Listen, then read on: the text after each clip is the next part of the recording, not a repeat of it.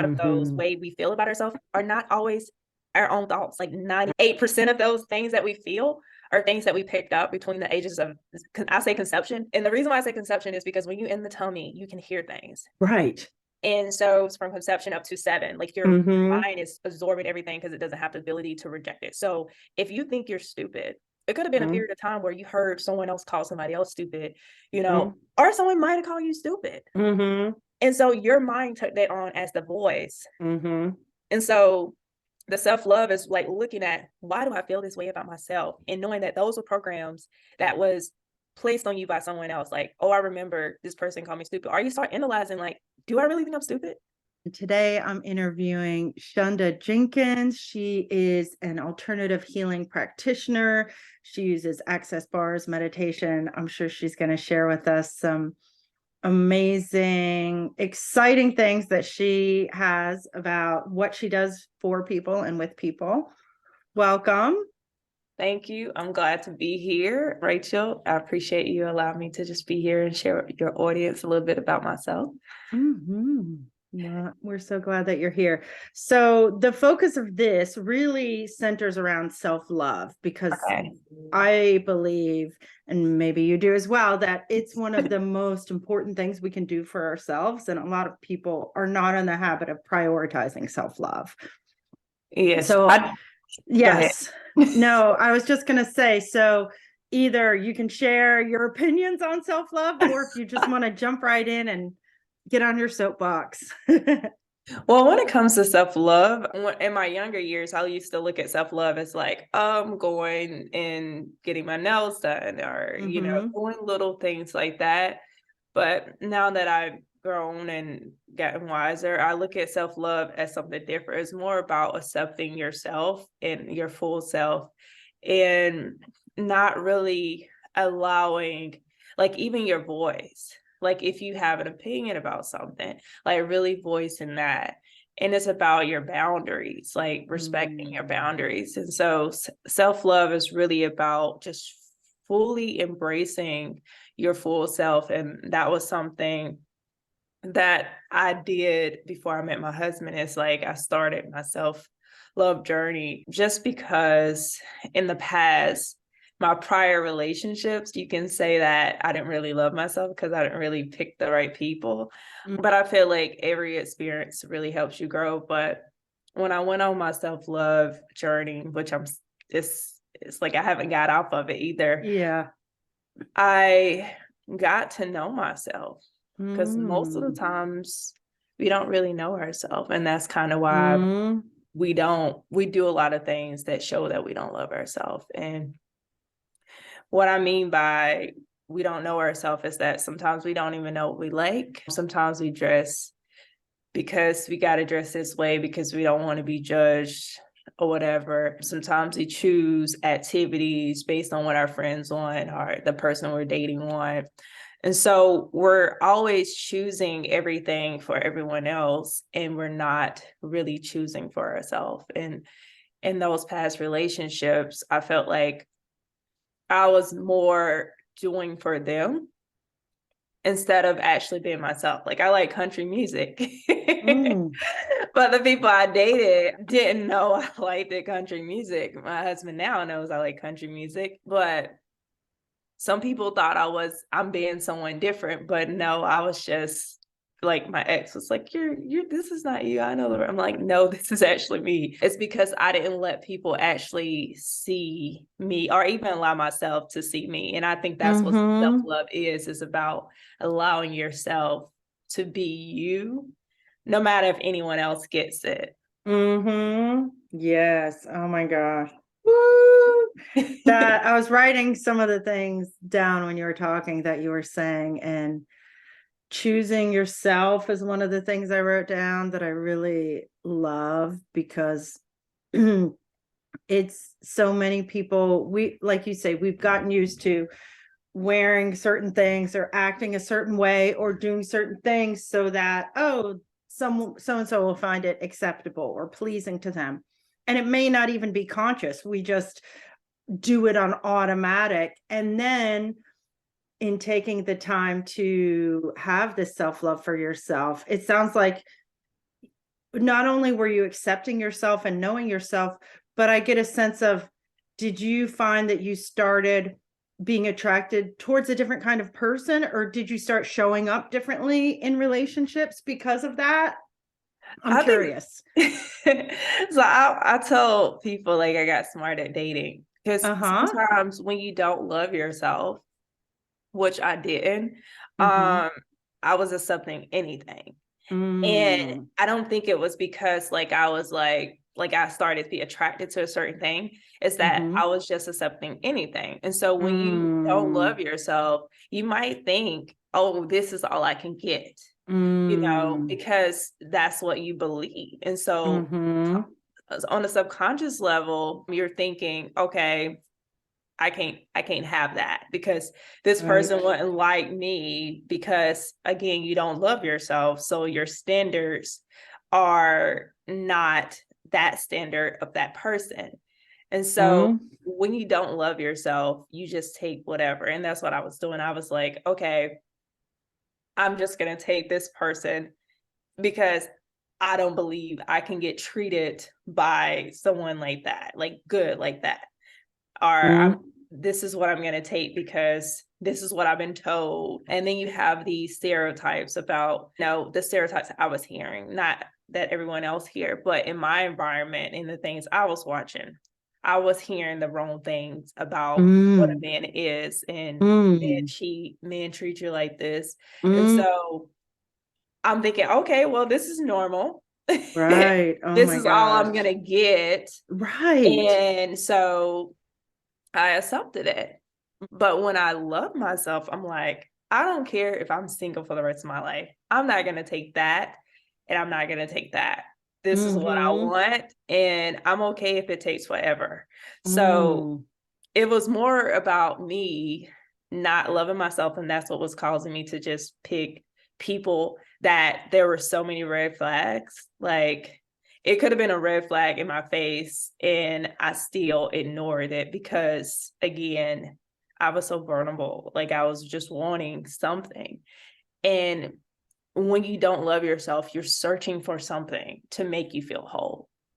Mm. And so you go search for those in relationships, and no one's supposed to make you feel whole. No, Right. you're supposed to be whole before you meet someone Mm-hmm. because you're going to always be looking to have that void be filled. And that's what it was. I was looking for others to fill the void. Mm. Now, on an unconscious level, this is what was going on. Like consciously, I Right. didn't know I was doing that. So on an Yes. unconscious Yes. level, I was looking to fill the void that needed to be filled because I was empty somewhere. And that was the not loving myself. That was the part I was trying to feel in someone else. And so even if I met the perfect person, if I didn't love myself and I didn't care about myself, it didn't matter because this person would not be able to fill that void that I was experiencing. So Right.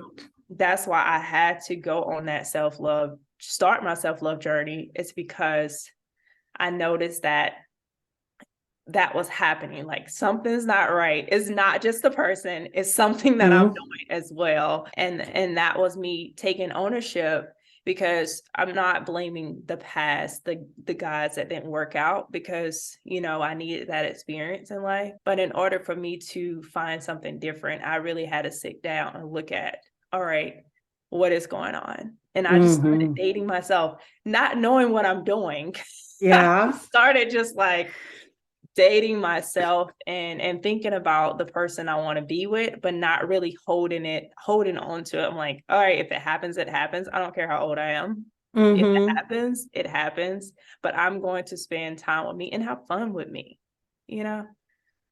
I love it.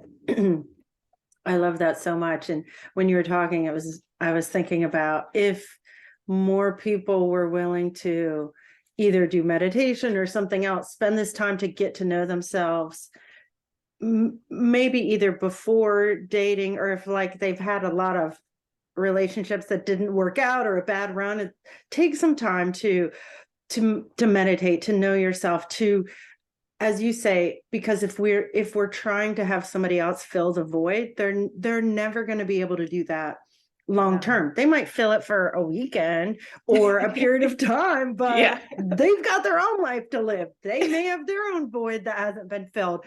So it's not sustainable to expect somebody else to meet the inner needs that are even changing in our own inner being. So I love that you brought all that out.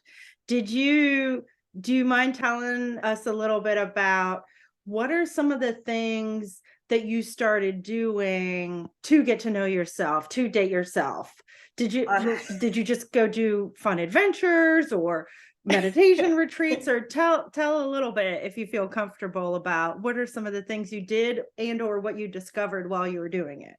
Okay. So in the beginning, like I didn't know anything about meditation and different stuff like that. It was more about like taking myself on dates, spending time with myself. But as I got older and learning like meditation and stuff like that, that's just taking a walk. Sometimes like people look at meditation as just sitting down. It's really about connection with yourself. Totally. And so it could be just taking a walk outdoors, and I'm spending time outdoors because my morning is precious to me. So walking outdoors and making myself a priority, walking around my neighborhood, and it's really just sometimes talking to yourself. That might sound weird to some people, but honestly, talking to yourself out loud, like, what am I doing? What is going on? Like, and it's really connecting with yourself, asking yourself questions. Like, it could be as simple as like, what do I want in a relationship? So it was me just really thinking like, what do I want? Not what I don't want. Because I heard like, if you ask what you don't want, then that's what you end up receiving. So I actually just spent time thinking about, what do I want? And that was just the space to actually do that, because sometimes we don't give ourselves the space to do that. So sitting to the side and just really making time to really think about what I want. So that was one of the things I did. I didn't think it was a form of meditation because at the time I didn't have some of these tools, but just sitting to the side and really thinking like, what do I really want? And that silence and sitting with yourself is very important. Because if you don't sit with yourself, you don't really have time to even think through what's going on in your life.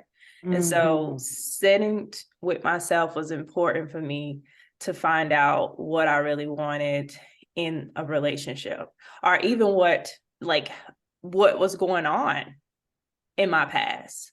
Why didn't it work out? Reading old journals of relationships and like, oh my God.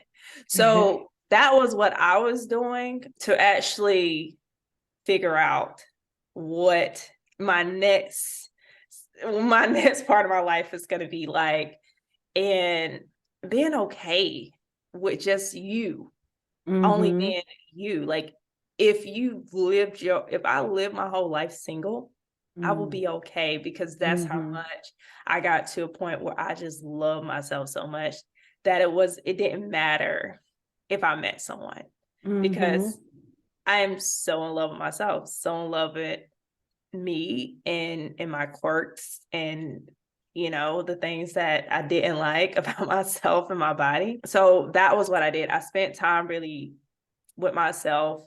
Sometimes I had family around me, but a lot of times it was like, Friday is my date to myself. Like, that was what I did. Solitude, no meditation, but I guess that wasn't meditation back then. Yeah, exactly. I didn't know what I was doing. Right. But as I look back at it, I'm like, okay, I was actually doing things I didn't even know what I was doing, but that's what it's called. Well, and it's almost, I love that you're sharing this, because it makes me think, it's like you said, sometimes people think meditation is this thing, I have to go learn how to do it.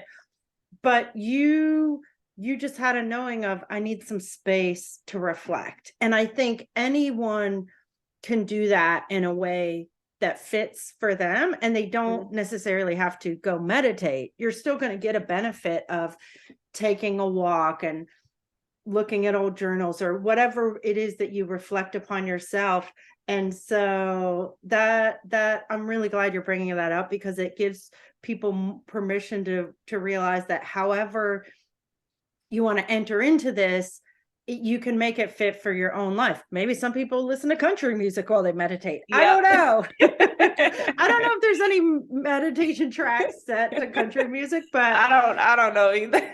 Maybe that's a new thing that'll come out one day. We're gonna make some meditation country sessions. Yeah. Do you find that did other things change in your life beyond just relationships with people? Honestly, my whole life changed as far as like how I felt like the world sees me, you know. Sorry. Because when you change yourself, you also change your perception, and your perception about yourself is really how the world sees you. And so if you see yourself as this person like unloving and all of this, then you're going to find yourself in tossed around by life. And so when I saw myself in a different light, that also reflected in how people treated me outside of just relationships. It was people in community. Like it could be me just going to a store. It could be like people where I worked at. Like I got treated differently because I started loving myself. And they probably were already treating me nice, but my perception was so skewed about how life seen me as that I didn't notice when people were actually being kind to me. Right. And so it changed my perspective about how people see me in life. And I think when anyone actually starts loving themselves or go on their self-love journey, they're going to see that it's not just you loving yourself, but you also going to see that people are going to, or you're going to see that people are actually love you too. Are you going to start to see, you know, the job opportunities? Maybe you want a job and you feel like you've been looked over. You might get the job. You might have all these opportunities come. It's because you start to see yourself at an elevated state versus, you know, a low state in life. So that's kind of like how I feel like a lot of my life changes, because people treat me how I treat myself. Now, not everybody's nice, you know. I'm not saying like I go everywhere and be greeted with joy, but I have less bad interactions with people. And I also wrote down, I know I didn't talk about this, I wrote down how I want people to see me. I want people to see me as like if I go to a store, like people always want to help me. Oh, and I love that. People no matter where I go, people are like, oh, do you need any help? And I'm like, when I first did it, I was like, why is people asking me, do I need any help? And then I was like, oh, I said that. So whenever you're thinking about how people see you, how you want the world to see you, also remember that you ask that too when you do write these things down, because sometimes things are instant. You know, that was something that was instant that I started to notice. So just really writing down how you want the world to see you, and knowing that the world can see you in that light, no matter what you look like. Being African American, you know, I can go and be stereotype myself and say that people see me like this, or I can say that people see me in this light, and remove that stereotype, because all it is a stereotype. And I, if we think about it, like I had my child at a very young age, and so if I led up to that stereotype, then that would be my life, you know. So you don't have to be your stereotype as well. You can let life see you in a different light. And that's really about how you think the world sees you as. And that's part about you loving yourself. If you think the world sees you as like a horrible person or a scary person, there's something inside of you that also think that about yourself. Right. Exactly. Because when I saw myself the way I did, or saw myself a certain way, it's because maybe I do think I look this way. Maybe I am looking this. Maybe I think it on a level that I don't know that I'm thinking. So that's why the world is showing me that. And I know it's Yes. kind of deep, but I really do believe that the world would treat you like you want to be treated based on how you see yourself. And of course, there's going to be a percentage where there's just going to be people that are going to be cruel. But I think Right. the majority of people will treat you how you see yourself. And if you see yourself as a victim, then people are going to be like, oh, it's going to be okay. And you're going to be treated well. You're going to be like nurtured and patted on the back, but your life is not going to change. You're going to be that victim forever. So Right. that, I know I got off to the victim I side, love it. Everything but you're saying is so good. Because one of the things that I want to highlight that I keep on feeling is when you orient yourself like you did, where you say, okay, from now on, I'm loving myself. It starts with me. And as you said, there was this ripple effect of other people started treating you differently. And it feels like you're taking leadership of your own life.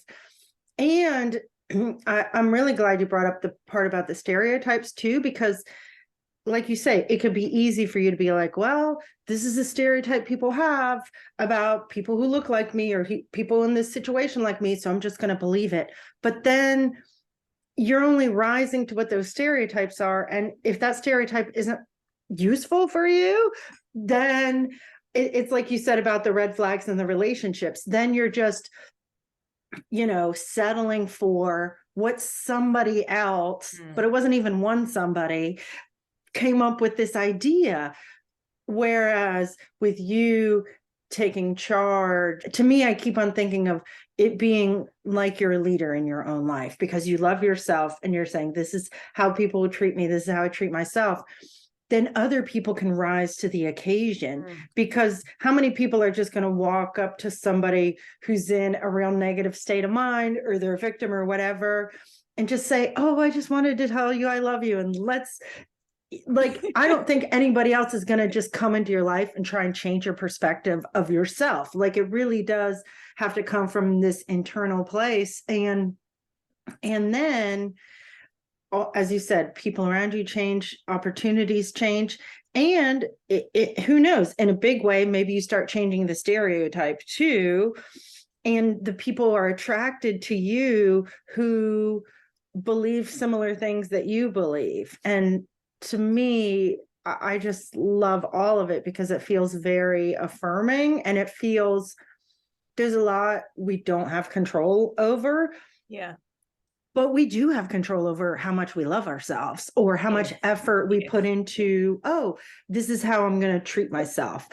And it doesn't matter, even if we don't have a lot of time or a lot of money or a lot of whatever, a lot of space, you don't have to have a big house to love yourself or a big salary or 10 people around you who love you. You can start right where you are today.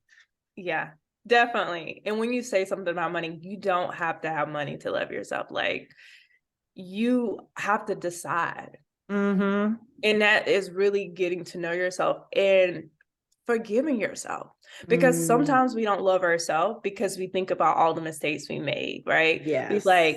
You think, oh, I shouldn't have never done that. And at least, and I'll just say for me, I didn't love myself because I thought about all the bad decisions I made.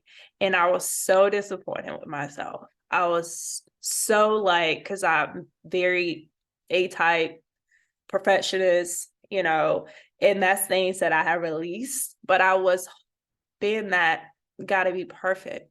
And I let myself down and I was letting myself feel it. And I was punishing myself and picking the wrong people. I was punishing myself of rejecting people that were good for me. I was punishing myself from not wanting to do opportunities that were actually good for me. So I was pushing away what was good for me and only allowing the bad because I felt like I needed to be punished. And that's what it was, when I reflected on it, me just wanting to punish myself because I didn't think I deserved what I wanted because I have done so much bad stuff. And people can look at it and be like, Shunda, that stuff wasn't even that bad. To me, it was. And so I needed to punish myself and accept whatever. And then I realized, no, I don't need to punish myself, you know? And it was a lot to forgive myself. It was hard to forgive myself. It wasn't easy to forgive myself because I kept reminding myself, but you knew better, right? Well, but I didn't. My mindset was not how it is now. And I'm gonna continue to make mistakes forever. I'm not striving to be perfect, but I had to forgive myself too, because that's part of your self-love journey. Like, you gotta forgive yourself, because if you don't, how can you love yourself, but you keep bringing up what you did 2 years ago, or you keep,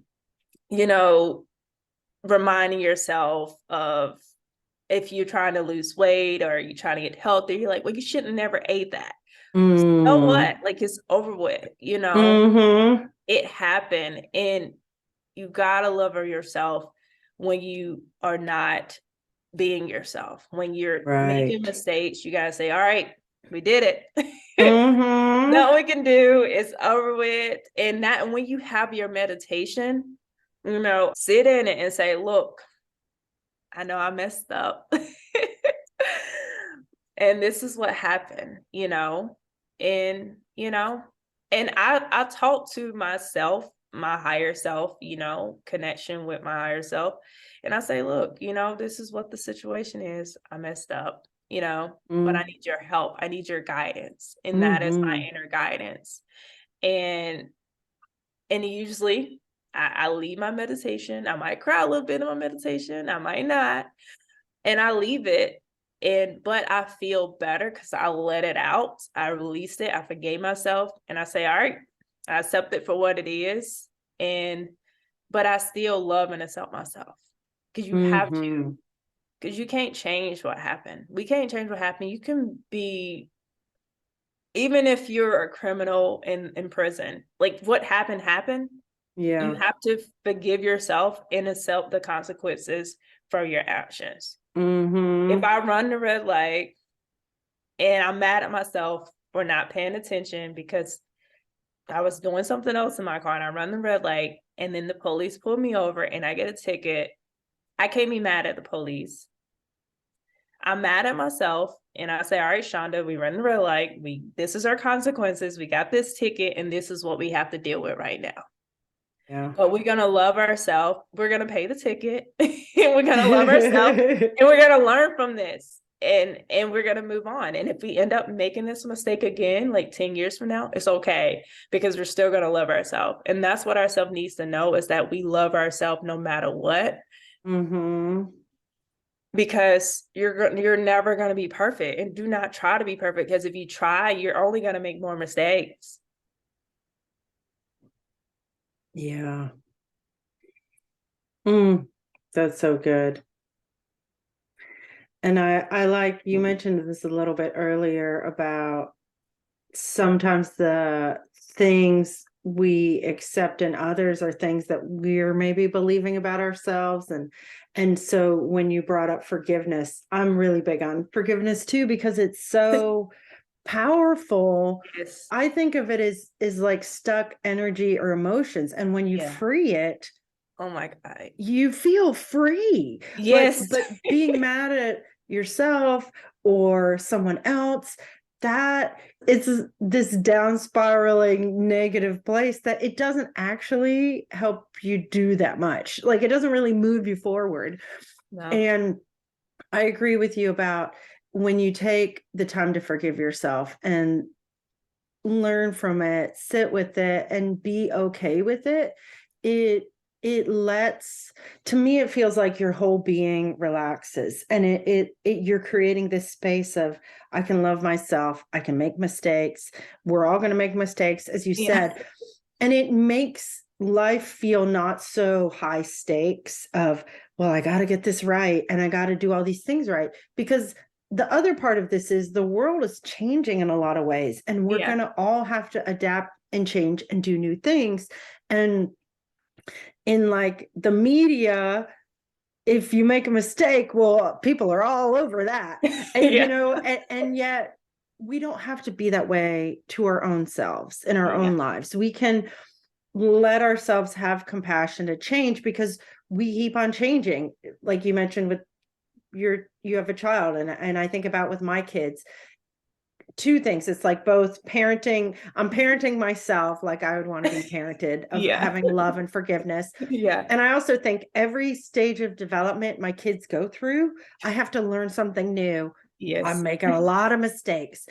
And so none of us are just going to coast through life with the same circumstances, same events, and not have to make mistakes. But Yep. if we're okay with that, if we're feeling comfortable with making mistakes, to me, it feels like happiness increases. Yes. And there's, again, to me, it feels relaxing of, okay, I can make mistakes. I can try new things. Some might work out, some might not, but I'm going to be fine. Yeah. I'm so excited to tell you about Talk to the Trees, written by myself, Rachel Strivelli. Talk to the Trees is a short book that's somewhat practical, somewhat metaphysical, totally amazing.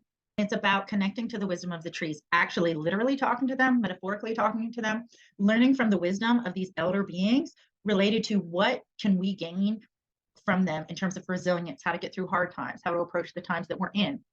You can buy it at the places linked below. I would love it if you check it out, share it with a friend, buy it for a friend, and spread the word.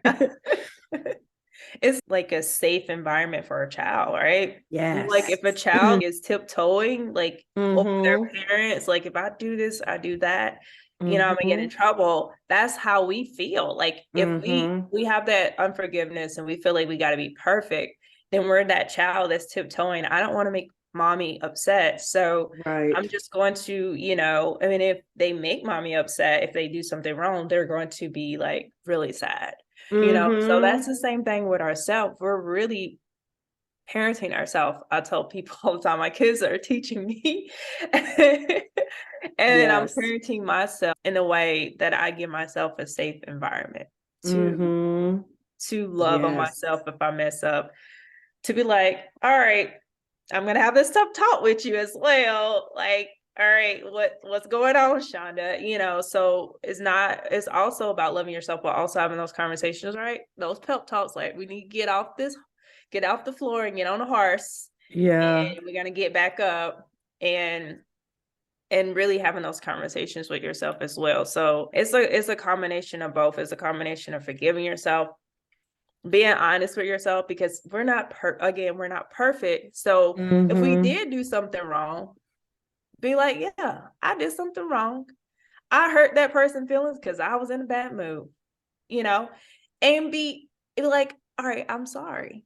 Being the bigger person, like, hey, I really lost it earlier. And that feels so much better too. When we give people apologies, we also, or when we accept when we did something wrong, you know, that also is also part of our healing and part of us seeing that, all right, people are not always mean. We also could be mean, but we love ourselves and we're going to give this love to this person and say we're sorry. So and a lot of the way we feel with the access and with the meditations, why I chose those two is because with access, consciousness bars, like there's so much things that are stored in our subconscious. And a lot of those way we feel about ourselves are not always our own thoughts. Like 98% of those things that we feel are things that we picked up between the ages of, I say conception. And the reason why I say conception is because when you're in the tummy, you can hear things. Right. And so it's from conception up to 7, like your mind is absorbing everything because it doesn't have the ability to reject it. So if you think you're stupid, it could have been a period of time where you heard someone else call somebody else stupid, you know, or someone might have called you stupid. And so your mind took that on as the voice. And so the self-love is like looking at, why do I feel this way about myself? And knowing that those were programs that was placed on you by someone else. Like, oh, I remember this person called me stupid. Or you start analyzing, like, do I really think I'm stupid? You know, start thinking about what's in your head, that chatter. And sitting in meditation allows you to do that, be able to hear it. Mm-hmm. But if you make a mistake, what automatically comes to your head is like, dang, I'm so stupid. Why do I think I'm stupid? Mm-hmm. Where did that come from? Because that's not self-love, right? Talking like that to ourselves. Like, all right, I did that. Let's analyze what happened. But you don't go into your mind and say, I'm stupid. Because when you do that, you reaffirm to yourself how you see yourself. And what's going to happen? Stupid stuff. So with Access, it helps remove a lot of those programs with the bars, with getting your bars ran. It's allowing you to release a lot of old perspectives that are no longer benefiting you. And it allows you to have like a clean state. That's nice. So it's like you getting your new computer you shared with me. It's like a new computer. Right. I love that. So tell me a little bit, because I've had it one time and I know a little bit about it. I don't know how much the viewers know.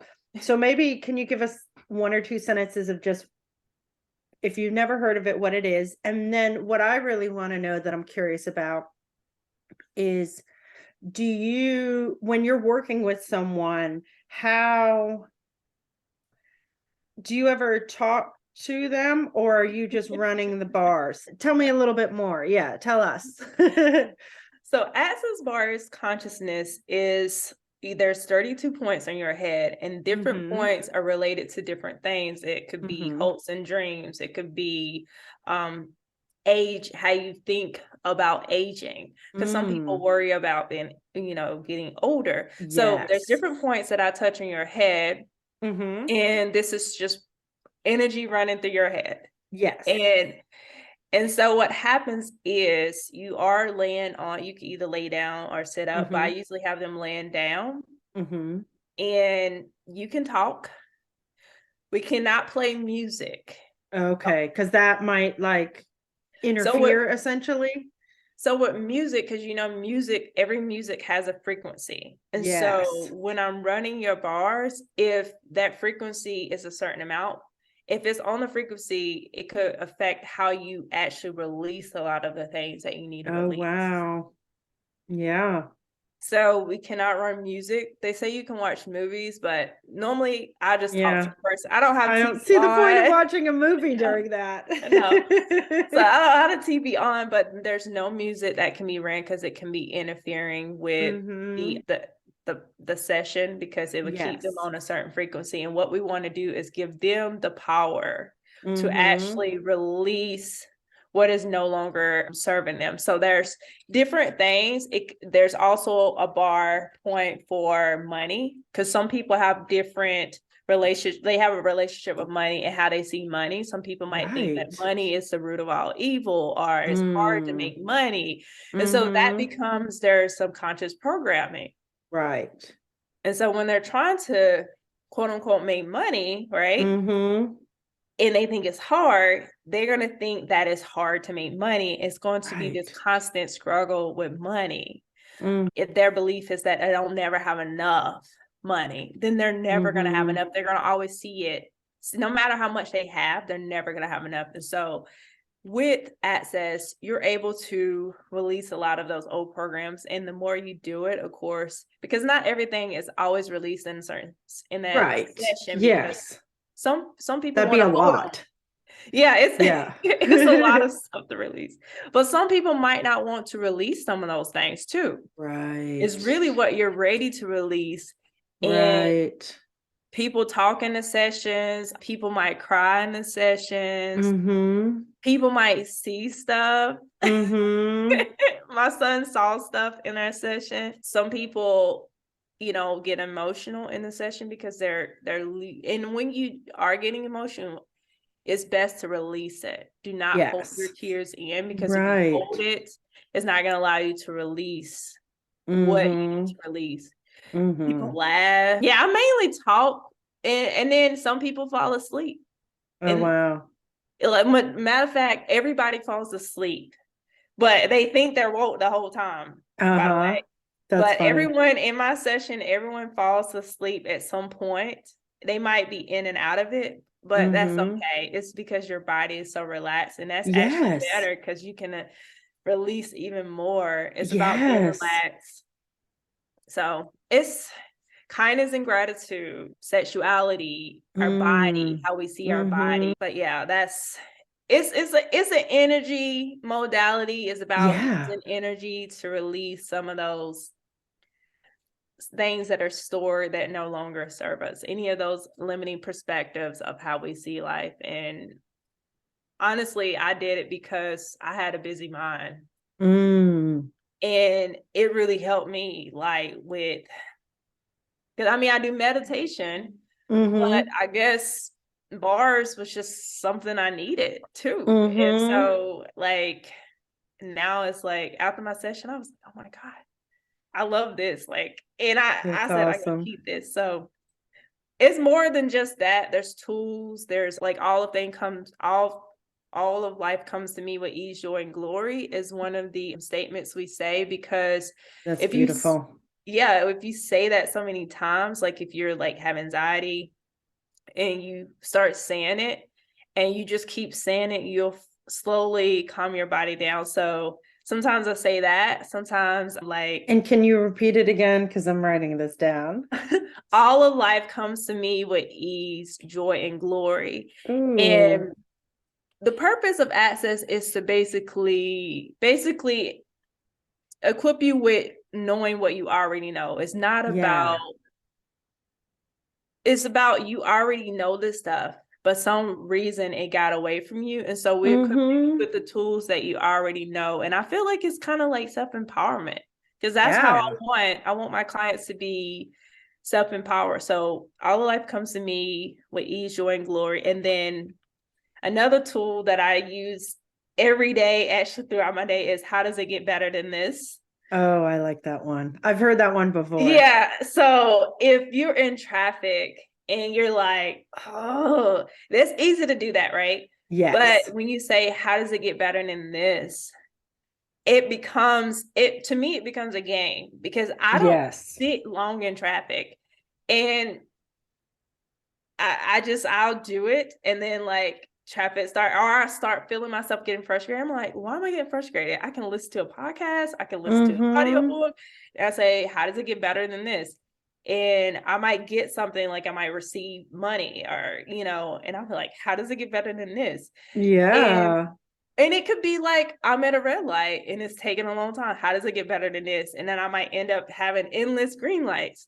So you can say it when you're in a tough situation. You can say it when you're in like a good situation. But it's about, how can it get better than this, even if the situation is quote unquote bad, right?